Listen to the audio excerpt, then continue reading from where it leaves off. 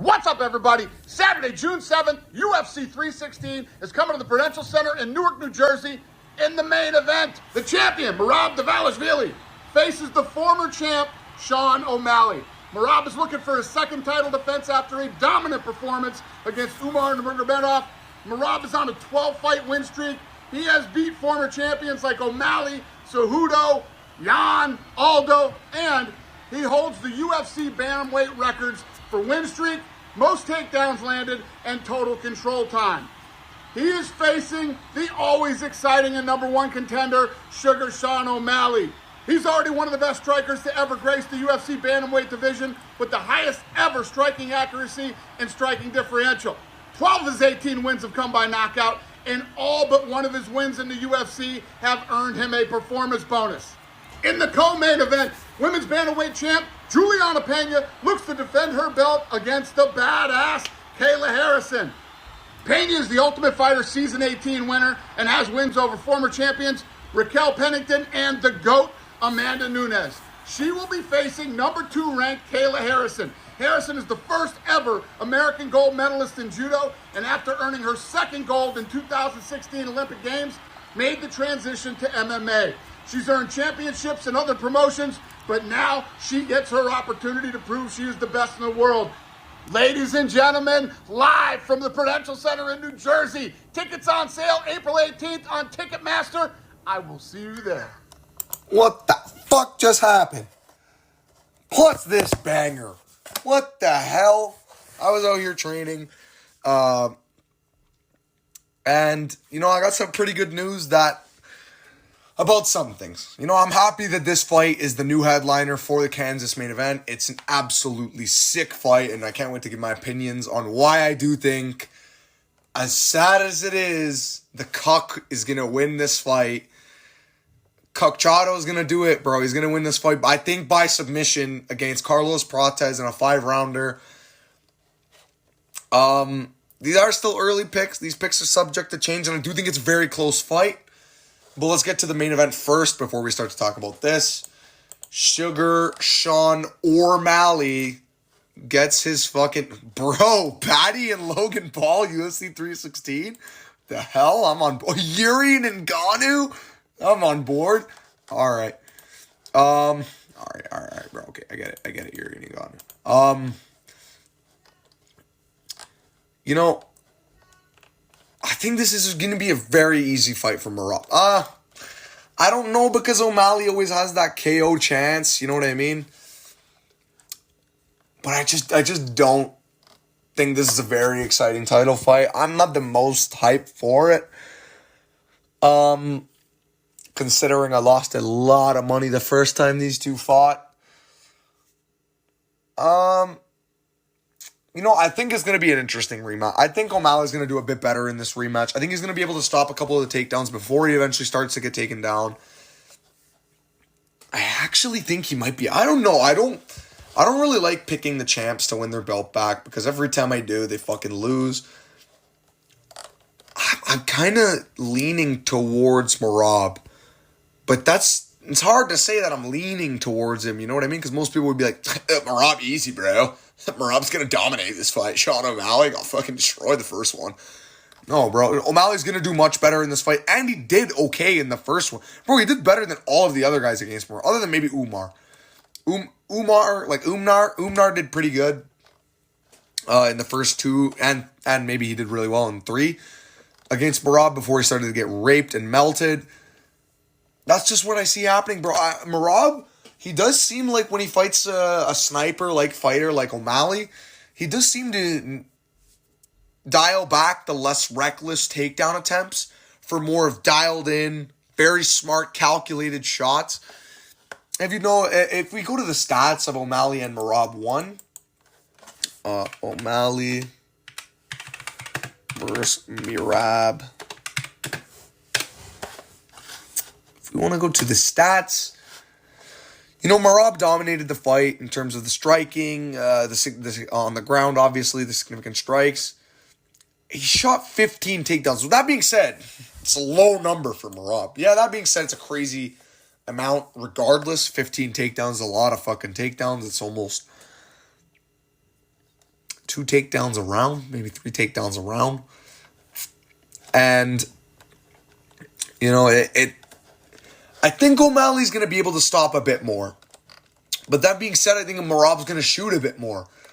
And I think he's going to be able to actually aim for control. I think if his corner is focusing on anything, it's not cornering. If Merab's corner is doing tape study, they should really not be worrying about getting the takedowns, knowing they can get them.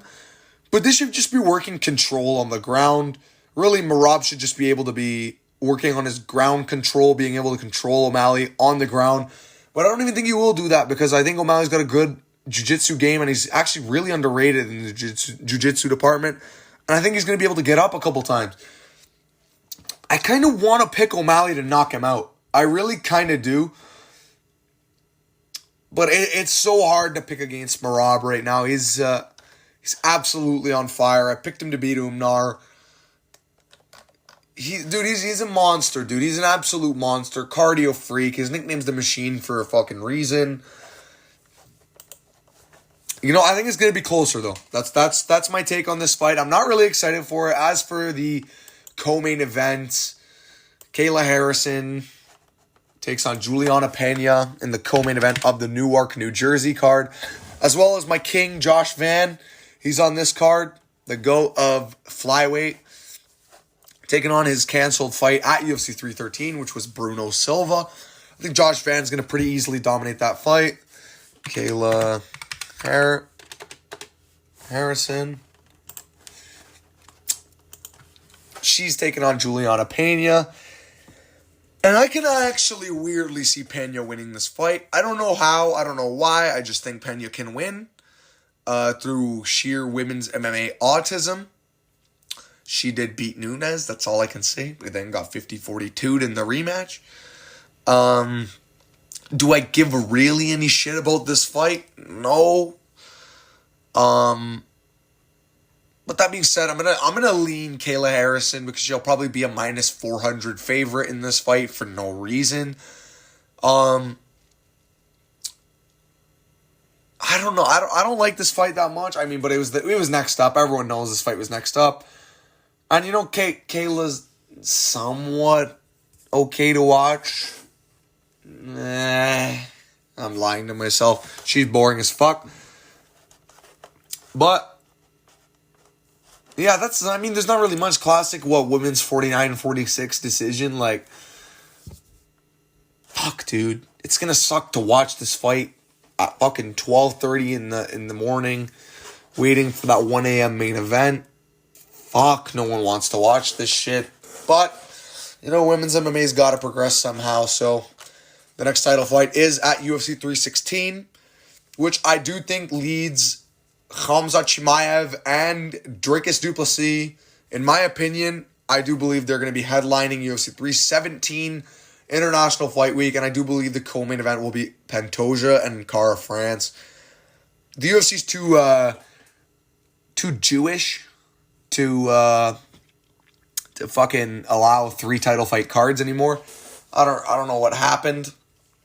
Hashtag bring 3 title fight cards back. We miss them all. Fuck, dude, it sucks. No 3 title fights. They're all Jews in the UFC. But moving on to the actual fight on the 3 that got announced that I care about. Carlos, the Nightmare Prates, takes on Ian, the Cuck, Garry. I think Ian Garry is going to win this fight, guys. Sadly, I want Prates to win. I want him to go out there, sleep Ian Garry, and kill him. I don't think it's going to happen. I think Ian Garry's got a grappling advantage in this fight. I think he's going to have a cardio advantage in this fight. He's got more experience later, especially being in that 5-rounder against Shavkat. I think his grappling looked really decent in that fight, even though his offensive wrestling, Ian Garry's, isn't the best, and he's not a wrestler, so it's going to give Prates that chance at stopping those takedowns. I do think if he gets Prates down, he'll have him in real trouble because he had Shavkat in trouble on the ground, and I do believe Shavkat's jiu-jitsu is better than Carlos Prates'. I think Carlos will have a decent advantage in the clinch here, as well as on the feet. I do think Carlos will have an advantage on the feet. And I think he's going to be dangerous on the feet whenever they're there. I think Carlos is going to be trying to knock his head off. And yeah, this fight is short notice for Ian Garry. But Ian Garry, I guarantee you, has been in shape, been in the gym, been thinking he can do it, been thinking he can become a world champion after that fight with Shavkat. There's probably a lot of doubts in his head in that fight. You know, if Ian Garry was the guy that got slept out cold by Shavkat in the gym, there was probably a lot of doubts in his head going into that fight. Like, oh shit, he might sleep me again. But I don't think he's going to have that fear against a guy like Carlos Prates. And I think he's going to go in there with that mindset of, I'm one of the elite fighters in the world. I will dominate this fight. And I think Ian Garry's going to dominate this fight. I think he's either going to win a really easy grappling basis. And I can see this being a boring fight. Yeah, Carlos Prates is always exciting. I could see Ian Garry making it boring. Whenever they're on the feet, Ian Garry chipping with low kicks at range. I think Prates is going to be very dangerous. He's a very dangerous contender. His gym is absolutely on fire, and the main four are undefeated.